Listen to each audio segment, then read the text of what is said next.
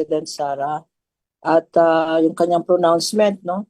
Maalala natin, sabi niya, kung nangaliwa ang kanyang asawa, mag-hire siya ng assassin ng 5,000 pesos. Di ba? Ganun na ba ang kultura natin? If we have a high official, the Vice President herself, saying that she knows assassins who she can hire for 5,000 pesos, ganun na ba ang kultura natin? Are we a culture of violence? When we saw nung nakita natin yung mga video sa grave threats, no, marami naman natin nakita yung sinasabi ng presidente, I'll cut off the head, mga ganyan, at saka papatayin daw niya, nag-hire na raw siya ng someone to kill the first lady, the president, and the speaker of the house. That's a core violence, di ba?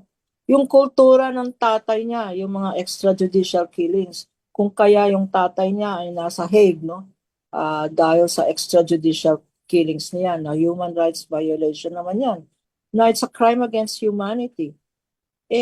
Cultural violence yun. Yun na ba ang legacy ng ating mga leaders na mamanahin natin?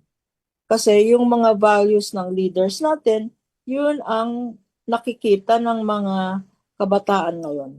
Kung pwedeng sabihin ng isang vice president dyan, bakit yung mga ano pa yan, mga intellectual pa yan, no? Hindi ba kung A's, mga honor students pa yan? The top students. Top students of Ateneo, of Jesuit school.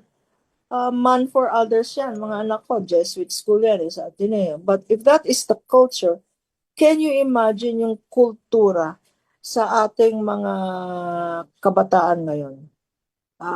Lalong-lalo na yung nasa ano natin, yung mga economic DE class, no?